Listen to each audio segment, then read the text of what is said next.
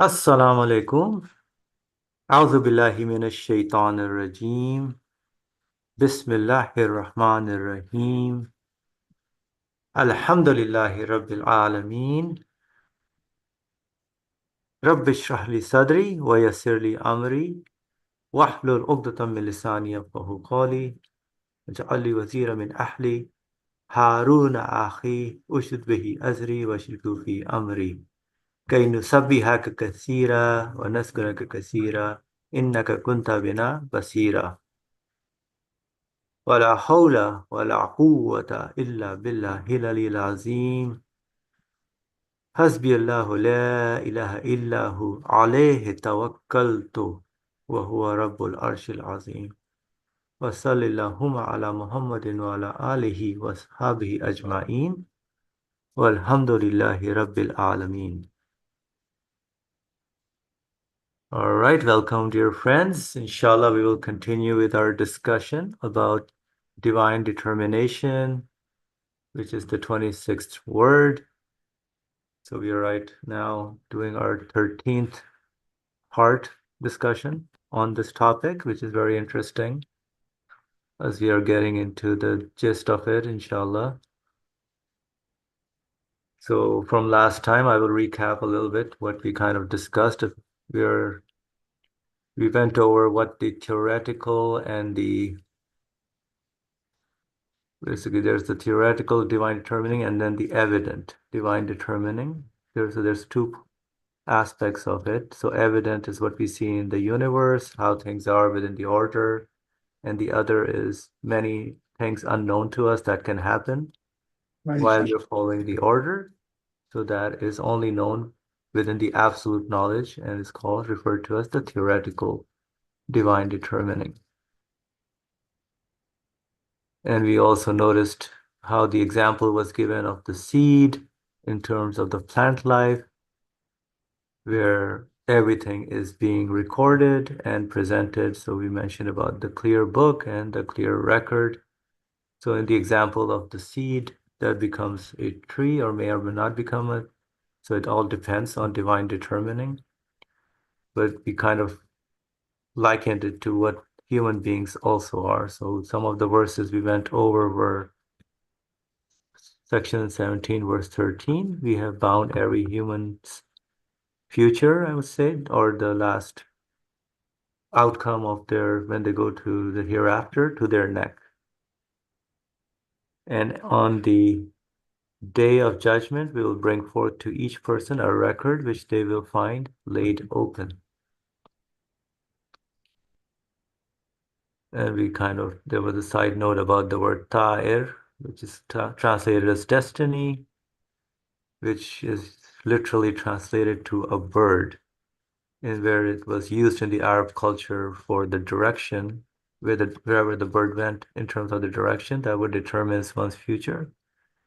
But in this context of this verse, we can take it as when we enter the hereafter, what will be presented, our record will be presented to us wide open. Whatever we have accumulated in terms of how our choices were, how we lived in this world, our thoughts, our feelings, all that will be laid open, presented in front of who? In front of us.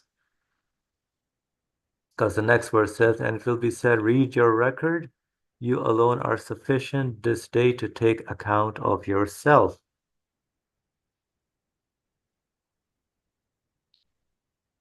So I will be reading my record. Everybody will be reading their own individual records, and they are going to see and be the judge of their own record. Very interesting.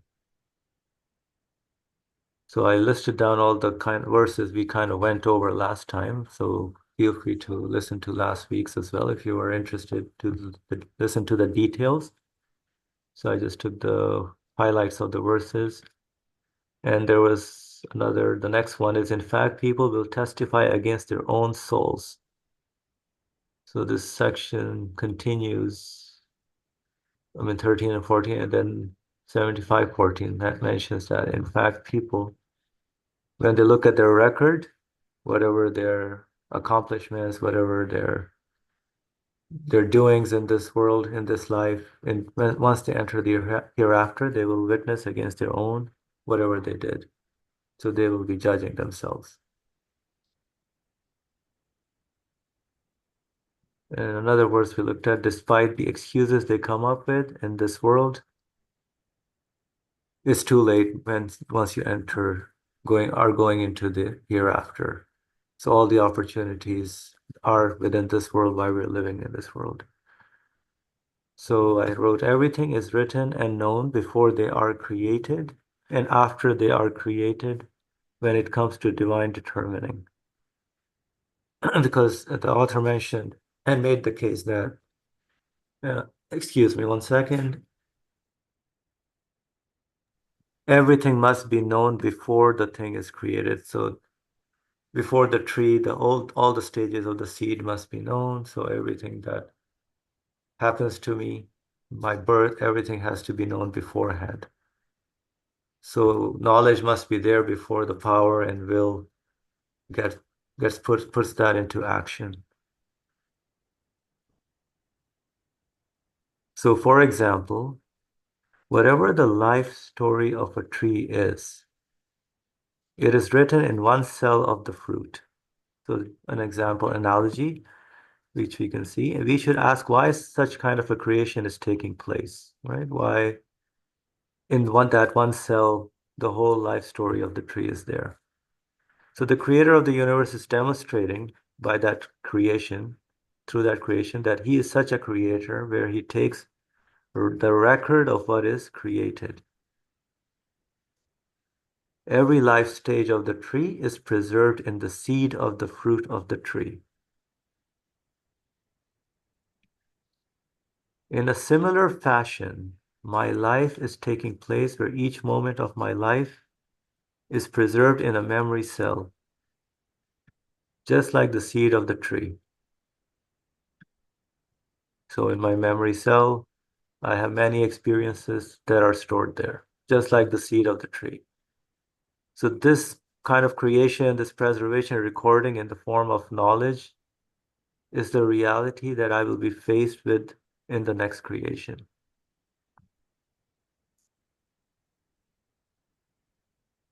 Whatever I have done in my life here is not forgotten. So everything is, as we said, recorded, each and every detail.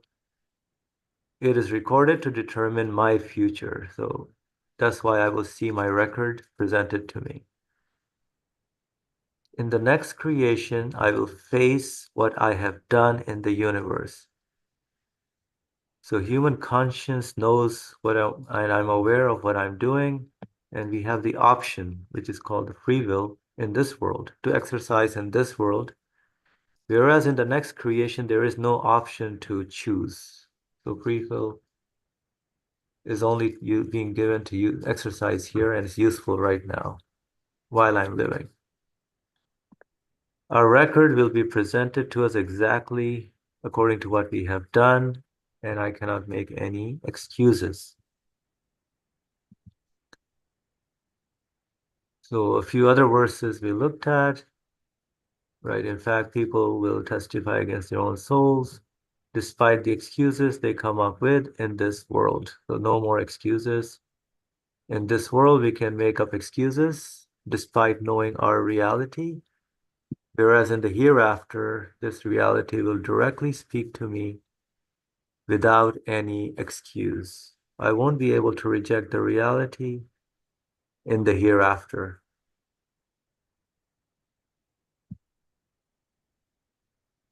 because I'll be presented with my record, and if I reject the reality, I'm knowingly rejecting. So there should be no excuses that can be done later on or when we enter the hereafter. After I am recreated, my record is displayed wide open to me as the Quran presents, where I will be, as the Quran presents to me, where I will be my own witness to judge. So my whole record is presented to me wide open. And the verses the Quran presents to me that I will be my own witness to judge that.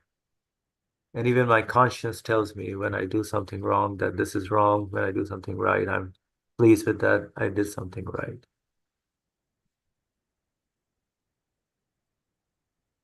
Okay. So I kind of took a lot of notes, subhanAllah. So there was another verse we took, like we studied. This was those who disbelieved will be driven to hell in successive groups. When they arrive there, when they arrive to hell, its gates will be open, and its keepers will ask them, did messengers not come to you from among yourselves, reciting to you the revelations of your Lord and warning you of the coming of this day of yours? So where I will be facing and my own records and judging all my doings. The disbelievers will cry, yes, indeed, but the decree of torment has come to pass against the disbelievers. It's too late, basically. Once the hereafter is, when I enter the hereafter, the decree of torment has come to pass. It gets passed on those who disbelieve and deny the reality. So in this universe, I can know the evident side of divine determining based on the order of creation observed from past experiences, but not the theoretical side, because that anything can happen while I'm following the creator, I mean the order in the universe, which is the creator's way of creating things. However, my creator must know both the evident and theoretical side of creation.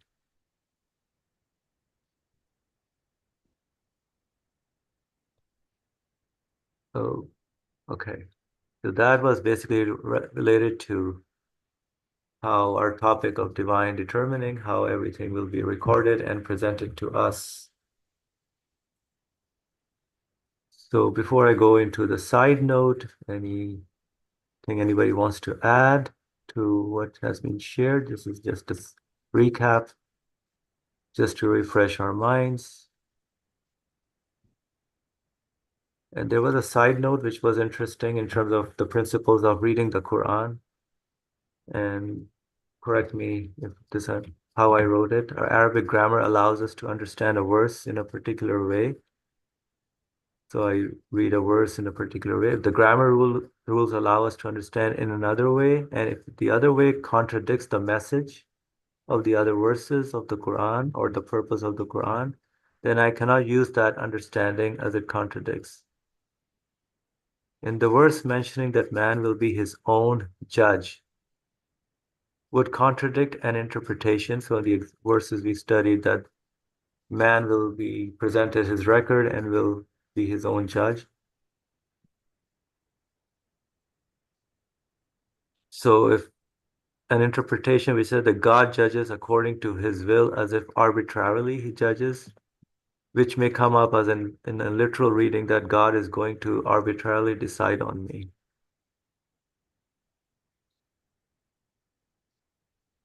So there are some examples. For example, there was a verse we looked at which where it may seem contradictory.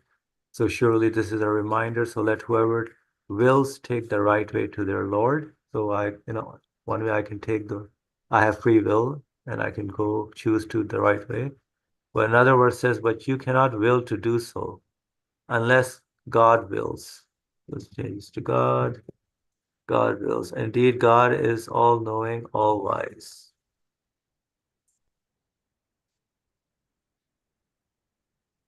So the literal reading would make the case as if we have no free will, right? Because unless God wills,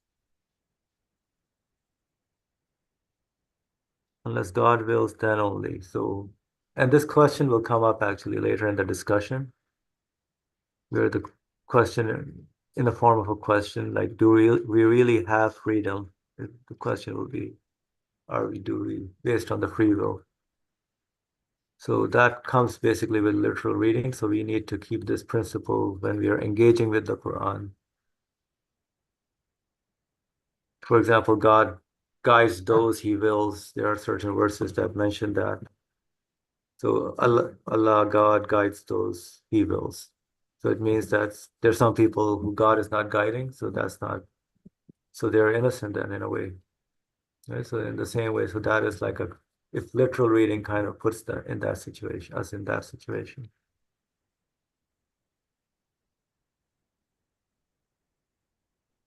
All right. So I will continue reading unless anybody wants to make any comment. Okay. Do we have the verse? It's a beautiful, mashallah, beautiful, really the important points are recorded and shared.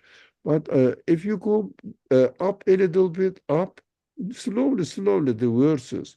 وَالْإِنسَانَ come down slowly, come down slowly, وَالْإِنسَانَ. Yeah, come down, down.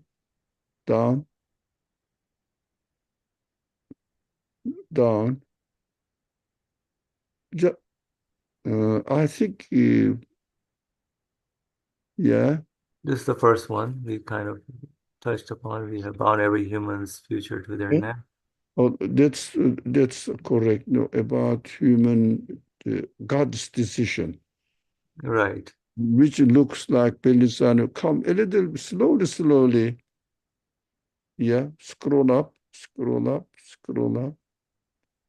Yeah. Slowly. Yeah, slowly. Yeah. Okay. Slowly continue. No, I don't think you included. No. In Slow down. this, No, slowly go. I know. No, okay. I think this is a beautiful text that you prepared. So that's why I say let's make this text maybe into an article. okay. Yep. Inshallah. Yep. I think it's worth it. Bismillah. Just a minute, somewhere here.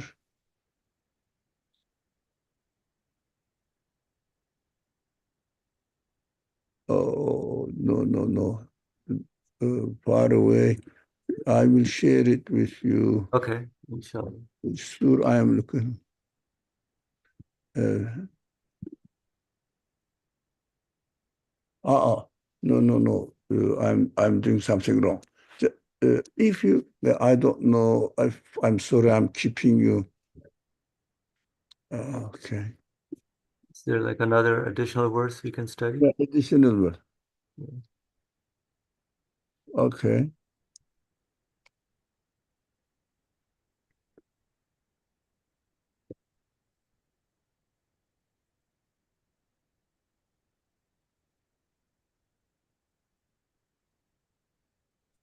Inshallah.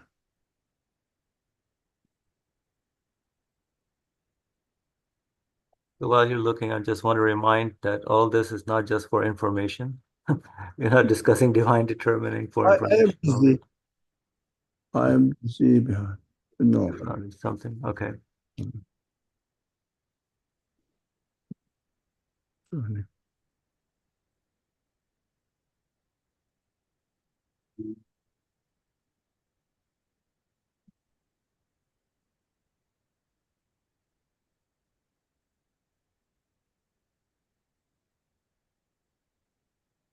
Yeah.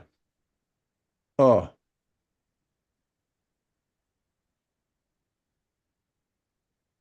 Are you sharing or? Allahu Akbar. No. Allahu Akbar.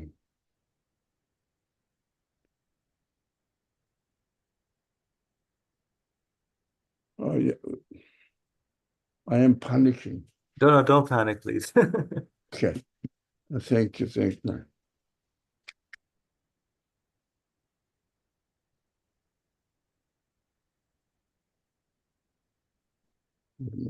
You share now 226. Okay.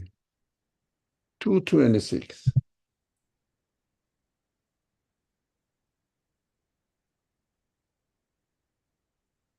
Okay.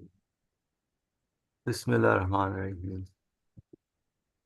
Indeed, Allah is not shy or timid to present an example that of a mosquito, or what is smaller than it?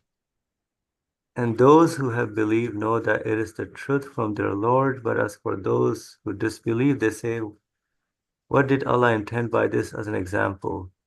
He misleads many thereby and guides many thereby. And he misleads not except that defiantly disobedient. So read the last piece again. He misleads. And he misleads not it's, except the defiantly disobedient. So only those who are defiantly disobedient get misled, not the ones who are searching and find the right path. So only who knowingly deny it are defiantly disobedient. So they exercise their free will. Now, did you get the last piece of this verse that directly related to your subject? Yes. So basically, he mis he misleads many thereby and guides many thereby. Yeah, that is what literally it says. Correct. Literally, But but this clarifies it basically the second part that but he does not let anyone go astray thereby except those who are sinful, those from their own choice. no, I think you can add this. It clarifies everything. Right. Okay, I will add this Yeah, definitely. I mean, all of them, or the last piece, the last beat, because it is related to your subject. That's up to you. Okay. I think this verse clarifies everything. Okay, inshallah.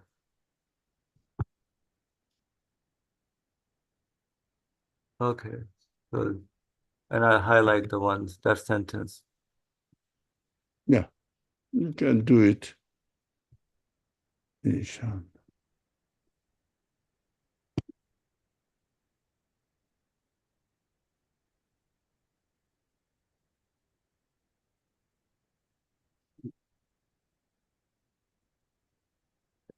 I Smart. think this Halim's translation is better. Okay. No, what does it say? Let but the disbeliever say, what does God mean to that? It's Through it, Halim. he Yeah. makes many go astray and leads many to the right path. Period. Mhm. But it is only the rebels he makes go astray. Correct. This one. Yeah. He Mhm. leaves none to astray except. Maybe I don't know. I don't know. Yep, this one, basically, through it. Now, is it clear? Yes, basically, if we do a literal reading, that's how Yeah. it, he makes many go astray, as if God is just deciding, okay, this guy will go astray, and this one I will arbitrarily, or this one will be on the right path. But it doesn't discount that, yes, we do have free will, and only the ones who are led astray are the ones who are deniers of the truth, knowing the truth, and are rebels. Fasiq. Yeah. Al-Fasiqin, right. Yeah. Okay. Okay, let me just change this text color to, yeah, I should choose a better color for my notes, but just to take my attention. Okay, inshallah.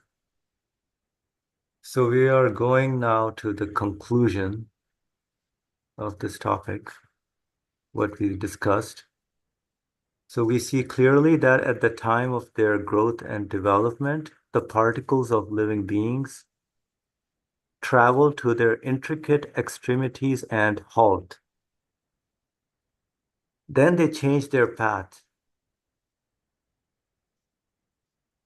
At each of the extremities, they produce the fruits of benefits, uses, and instances of wisdom. Clearly, the forms of those things and their measures are drawn with the pen of determining. Thus, observable, evident determining shows that in the non-physical states of living beings also are well ordered, fruitful extremities and limits drawn with the pen of determining. Divine power is the source. Divine determining is the pattern. That's an interesting phrase. Power writes the meaningful book on that pattern. So in terms of knowledge. So based on the knowledge, power writes according to that knowledge, or power acts according to that knowledge. Since we understand clearly that the fruitful limits and purposeful extremities have been drawn with the pen of divine determining, physical and non-physical, certainly the states and stages which all living beings undergo in the course of their lives are also drawn with that pen. For their life stories follow a course with order and balance. They change forms and receive shapes. Since the pen of divine determining thus rules in all living beings, surely the life history of man, the world's most perfect fruit and vicegerent of the earth, and bearer of the supreme trust, is more than anything dependent on the law of divine determining.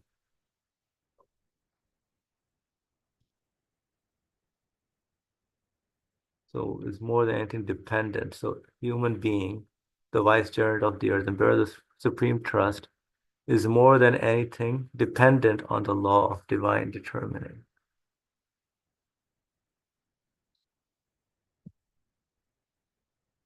So in a summary, as the author kind of what we were discussing, we discussed about the observable, evident divine determining, which we, by following the order, we can observe it. We know what this is expected, but then there's also the theoretical part of the divine determining, right? So both of them are happening from the pen of divine determining, right? So divine determining pen is mentioned many times. Everything that happens is with the knowledge. Absolute knowledge is present. And divine power, so all the power, mercy, all the beautifying, form giving, all those are based on that knowledge. So divine power is the source. So knowledge, will, and power, right? The main fundamental qualities prevalent and observable very easily by everyone. So yeah, so purposeful extremities have been drawn with a pen determining physical and non-physical. So both, whatever the stages, states and stage, either physical form or the non-physical, what they're going through, those stages are all determined by the pen of divine determining. Yes, Brother Ali, please go ahead. So what do you understand from physical and non-physical? Certainly the states and stages will all living being undergo the course of their lives are also drawn with that pen. It means pen of divine determining. It means he decides. Correct, yeah. Yeah. What do we understand from it? So it's evident and theoretical. So I would say that, like, the physical changes that one goes through, and then the, for example, the feelings that we go through at different stages in our life as a human being, the senses that we have, many are, they're not physical things that are within us, intellect, reasoning. So all that, what my thoughts are, all that is also created and happens. So that's how I took the physical and non-physical.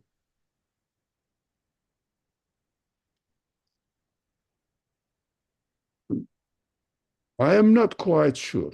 Okay, let's discuss this. I am not quite sure what this physical and non-physical, although Feriha suggested it is as evident divine determining and theoretical divine determining. I wouldn't say no to this suggestion. I have no reason to say no. Evident divine determining, what we physically know it, how divine determining. Now, if I, for example, plant, let's say, banana tree, I know that at the end, although I don't know the theoretical divine determining, but I know that it is going to be a, if uh, everything goes according to the principles of creation, order of creation, orderly creation, it will give banana fruit, not, let's say, pear fruit. This is physical, no, this is evidence side. Theoretical side says, but I don't know whether there will be a storm and sweep all everything away, and my tree also, banana tree also will go away by the flood, for example. I don't know this one, but evident determining what I know, theoretical determining what I don't know. Whereas here, divine determining, here, physical and non-physical is another concept. Here, we are introduced another concept. Let me see. Now, for example, yes, it is going to be physically a banana tree, but which kind of qualities it will have? Which kind of, for example, in its details, in its existence, whether it is going to be a very sweet one or the best one or a little bit less, a little bit, no, what I understand from it, non-physical, the qualities of the banana, although I know that this is banana tree, I know that, but all the qualities manifested in the body of the banana tree, I don't know. The non-physical side, which is the quality side of it, I don't know which kind of particular banana tree it is going to be. So it shows that God creates everything within a perfect order. Orderly creation is taking place, but it doesn't mean that God has to follow the order and no way to change it at all, to have no free will to decide otherwise. The evidence is, yes, although I know it is going to be a banana tree, but which kind of qualities this banana tree are going to be, this banana tree is going to be given, I don't know. I understand that this is determined by the creator freely, although apparently it seems to be God is obliged to create everything within the order he is established. Did I make sense? So the qualities in terms of the banana tree, like for example, how what the taste or color would be like, or Oh. Exactly all the qualities of the banana tree Hmm. and the particular shape of the banana tree, although in general they look like each other, like human beings. Look, I know that if a person has a baby, no, let's say going to get married, and they will have a baby. It means God will create a baby. This is how God creates when they get married, right? Right. They are not going to give, I don't expect, no one expects that they are going to give birth. Let's say the mother is going to give birth to a banana tree or to a cat. We know that it's going to be a human being. Are we sure about it? That's how the order is in the Yeah, universe. Yeah. yeah, that is how it is created. But from that, we may think that God is bound to follow his own order. He doesn't have any other choice. Is it also clear? Yes. Yeah, it seems to be. Seems like that, yes. When we follow the order. But non-physical side of the baby is specifically denied.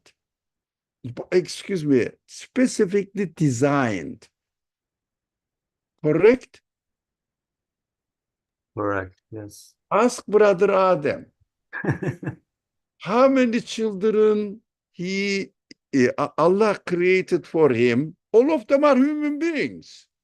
I know, but some of them may be monsters. True, sir? So, oh, but none of them is exactly the same at all. Correct, Adam? That's correct. Correct. So, look, it means divine determining has absolutely free choice. Although physically they seem to be the same creation, same order is continuing, as if God doesn't have any other option. But when we look at the non-physical side of the creation, production, we understand that every child is different from the others. For example, when we look at a car manufacturing plant, now they have one program. Nowadays they are very precise. So every car will be the same quality produced, right? I mean, roughly speaking. Do they have completely different characters as Brother Adam's children are? No, we say this is what brand, whatever the brand of car is, and the model is, that's it, that's the plan. This plan produces the same thing. They don't have the plant, the manufacturing plant don't give specific characteristics to each car, correct? They don't have free will. That's so free. That's so sure. Manufacturing in the plant, the factory doesn't have free will, correct? Manufacturing does not have free will. No, yeah, the the factory, factory itself doesn't have a plant. However, it is made, it functions in the same way. It doesn't have any option to choose. You mean how the design is set, how the structure Designer, is set is not changed. no, unless designer changes it. Mhm. Correct? Now, let's say a 2024 model, I don't know which car shall we take it. Okay, Mazda. 2024 Mazda production are the same. But we will see 2025 Mazda will have some different non-physical qualities in it. It means different model, different things, although they are all cars. 25 model, 2025 model will be different from 2024. Clear? Yes. Why? Why 25 model is different? Do you think the factory itself is automatically adapting itself to new model, or the engineer is designing it with their free will? Which one is correct? The latter one. The engineers are using their free will to design. Yes. So although they are all cars, exactly the same, the first child of, let's say, Brother Adam's first child is the first model. The second child is different from the first model, although they are all human beings. Who changed it? Matter changed it, or the creator has designed with his own free will?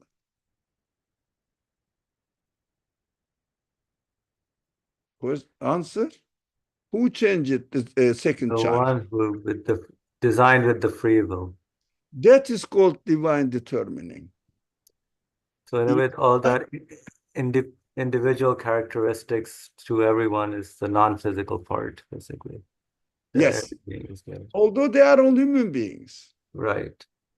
Now, we understand from there a very important subject, that very important matter, that everything which is created has the, if you like, decision of its creator specifically designed for it, determined for this one. The first child will be like this, the second child will be different, and the second child will be like that, different model, if you like. That is called divine. Also, we understand that divine determining is not bound to follow Oh, its own orderly creation. Now, come also another aspect of it, as Periharot, evident divine determinant. According to us, everything is standard. Theoretical divine determinant side of it demonstrates that not everything according to our expectations, but according to the decision of the free will, free choice of the creator is deciding. It doesn't have to be as we are expecting the things to be, to be at the end, to be created. It doesn't have to be. This is also an evidence demonstrates that divine determining is absolutely free. But we will have a problem at the last sentence. Let's study sentence by sentence and then come there, inshallah. okay, inshallah. So physical and non-physical. Certainly the states and stages which all living beings undergo in the course of their lives are also drawn with that pen of divine determining, Drawn means decided by decided by the divine determining. divine determining, right? Yeah.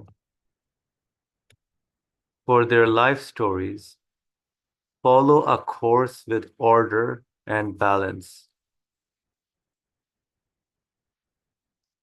They change forms and receive shapes. Excuse me, I am interrupting. Because their life stories follow a course with order and balance. It means this is physical side, right? Correct. They change forms and receive shapes as we observe it. It means non-physical side demonstrates that everything is decided by the creator's free choice.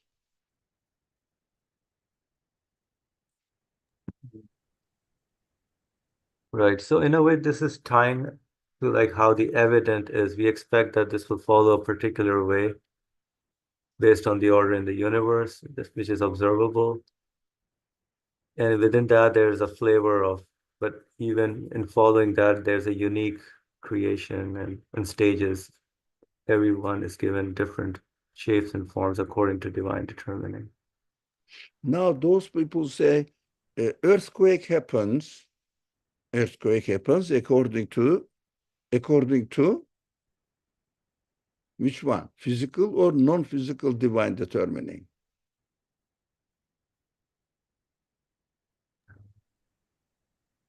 I mean, they say, yeah, they don't say exactly what the reason is. Yeah.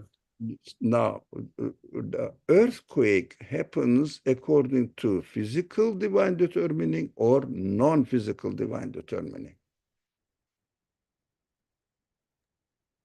Didn't we say everything has both sides? Excuse me, everything? It has both physical and non-physical. Okay, but according to our observations, there are certain phi's under the earth, and these phi's, according to certain laws, settle down, creational laws, settle down, right? This can be if we know all the variables, how do you say it? Variables, oh no, pronunciation problem. Variables. Yeah, variables, we can determine when the earthquake can be. But for the moment, we cannot because technologically we are not developed yet. Okay, they can develop and know. For example, weather broadcasting, weather. More or less, they decided this will happen, this will happen. But do they know the non-physical side of it? Do they know? Can we know at all the theoretical divine determining, non-physical side of divine determining? We cannot know because they are the evidence. This is the evidence that every creation is taken within a perfect order, but this perfect order never prevents the creator to exercise his choice, free choice, absolute free choice. But he creates everything within a certain order and presents to human beings, if you want to communicate with me, this is the way you communicate with me. But at the end, the result is created directly from my own determining. But you can present it to me. I will create it according to my own choice. That is how the universe is created. I ask God to create, for example, a banana tree, and he does, but he demonstrates that he doesn't have to create the banana tree without exercising his free will. He exercises his free will, demonstrates it to me by creating non-physical sides of each banana tree different from each other, not exactly the same. Can I ask you, a second ago or a few minutes ago, you said there's creational laws. Like we can know the things through creational laws. Did you say, did I hear that correctly? I didn't say creational laws. I might have said the way the creation is taking place within an order, because everything is created in an orderly manner, not, I mean, unexpected things are happening in the world. No, in an orderly manner. This is the important point is, by looking at the orderly manner of creation, as if seems to be, God, the creator, is obliged to follow his own orderly manner. Doesn't have free will anymore. Here is the order. He doesn't have any other choice.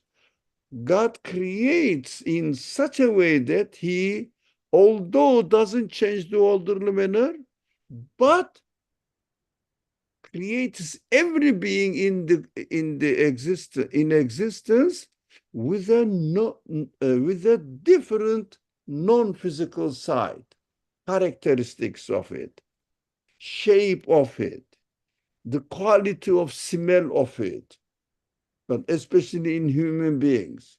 Everyone is a human being. So, Everyone. so can we say that what can be known is the physical side, the non-physical side cannot be known? No. But what is the significance of it? Why What is it we, important? I'm sorry.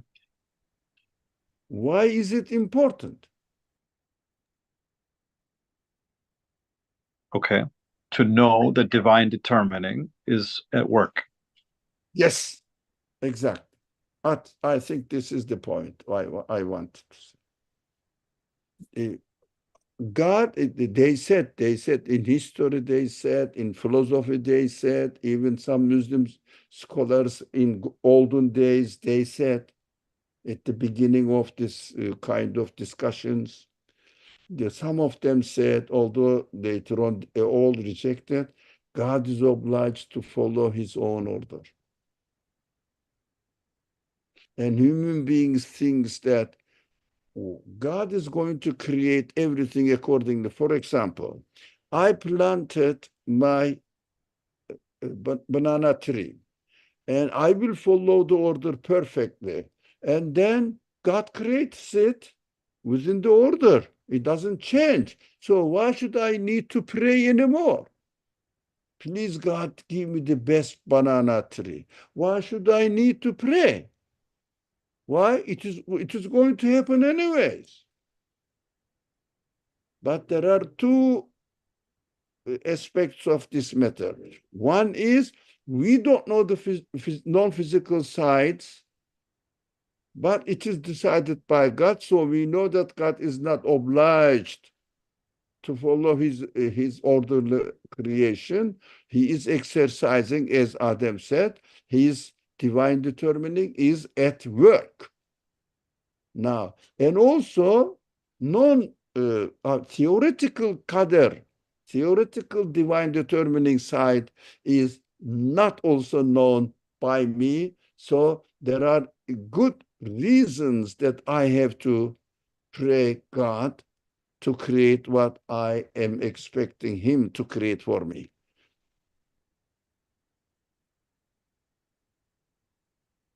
Can I ask a question? This one goes a little bit outside of the main topic. I hope I don't go too far out.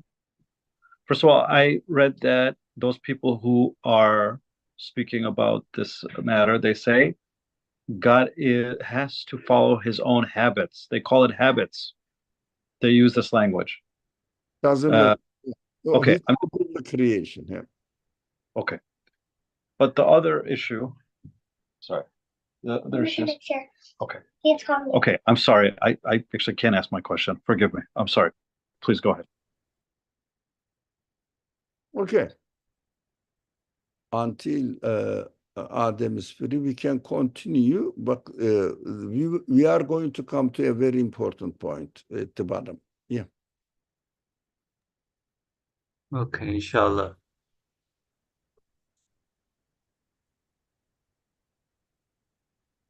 So since the pen of divine determining thus rules in all living beings,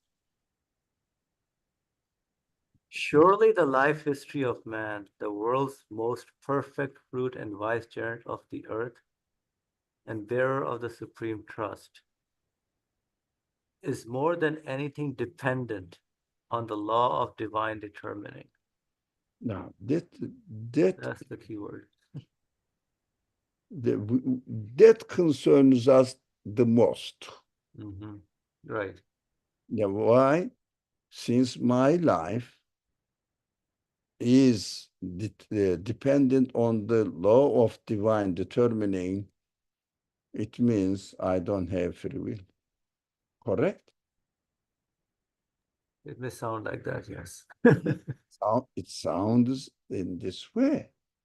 So we will understand that. That is why the beginning of the paragraph is important to understand. How about non-physical side of my existence? And how about theoretical divine determined side of the creation?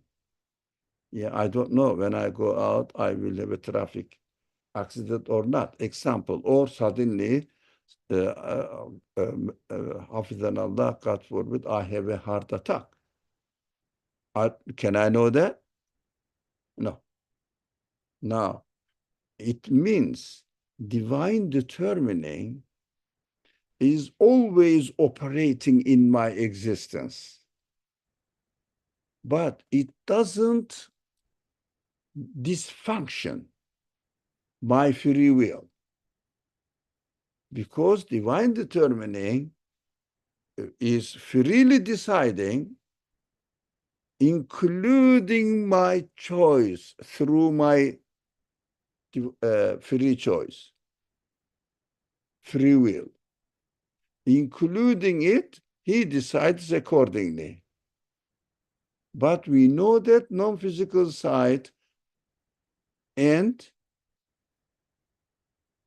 theoretical divine determinant side clearly demonstrate, both of them clearly demonstrate that God is not obliged to follow his habit, as Adam said.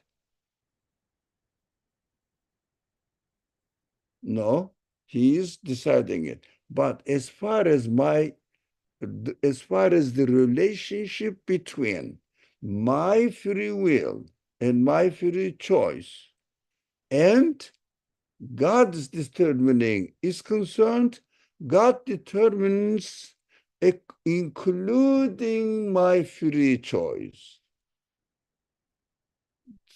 So I make prayer to God, or I rebel. Accordingly, he decides about my life.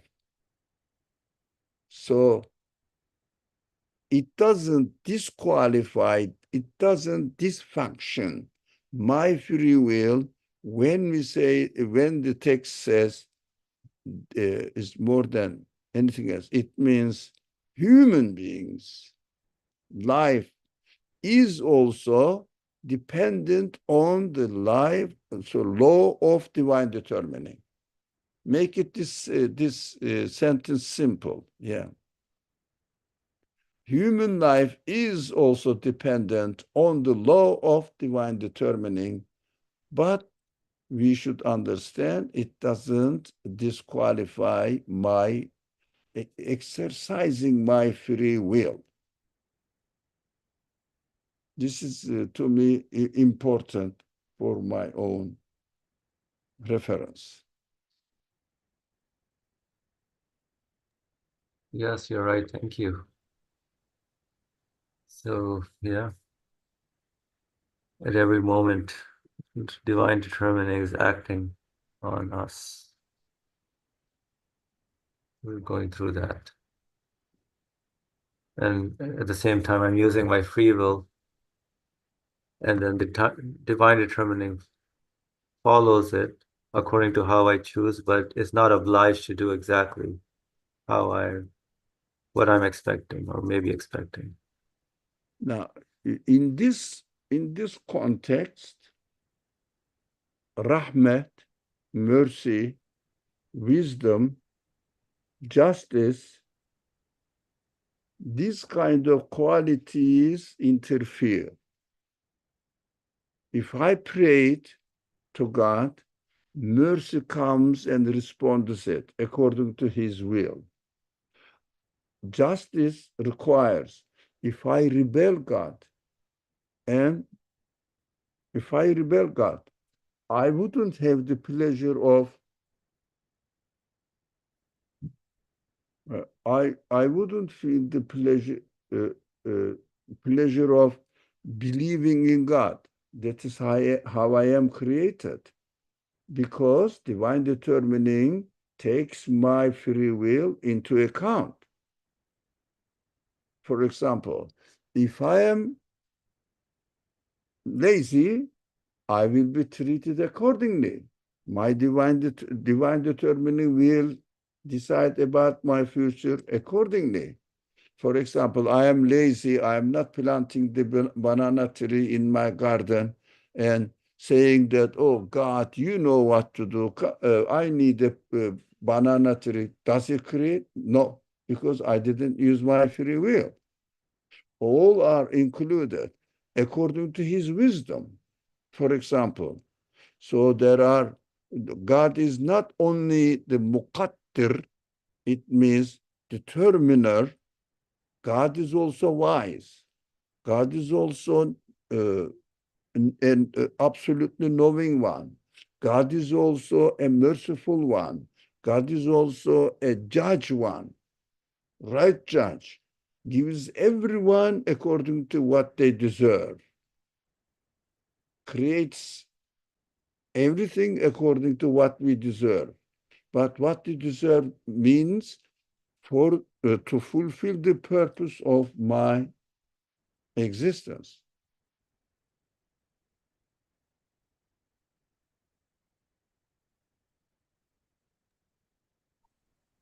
Inshallah. Thank you. But this subject must be clear in our mind. If you have any questions at all, either if this point is going to be cleared, then we can talk. But the whole subject is messed up, then we have to go and slowly pausing, listen to the discussion. Inshallah, we need to be clear about this defined determining and free will relationship. Right. So divine determining considers what my free choice is, how I exercise my free will. Yeah. Accordingly determines it, Mm-hmm. not arbitrarily determines, and this function, divine determining, doesn't ignore Ignore the free will. my free will. Mm-hmm. You created me with the free will, there must be a purpose for it. Right. Correct. So really, I mean, if we are clear about it, I think the subject sounds clear for me, Mm-hmm. and we have to hit the purpose, inshallah, of our discussion today. Inshallah, yes. Yeah. Yeah, it's somewhat clear to me as well, but I'll have to reflect a little more on this topic, inshallah. Yeah, inshallah. All right. So I think we're at time. So I will kind of digest all whatever we discussed today, inshallah. See that even in the evident and the theoretical understanding of divine determining, there's a new concept of, there's a new dimension of physical and non-physical, even within the order that we are following. And that may be observable, but there are certain individual characteristics that are subject to divine determining that we need to pay attention to, that everything at every moment is subject to that divine determining, inshallah. Inshallah. Slowly but surely, inshallah. Inshallah. All right, so I'll stop here. Bismillah ar-Rahman ar-Rahim. Subhanaka la ilma lana illa ma alamtana. Innaka anta al-alimul hakim. Wa akhiru da'wana alhamdulillahi rabbil alameen. Bi hurmati surati al-Fatiha.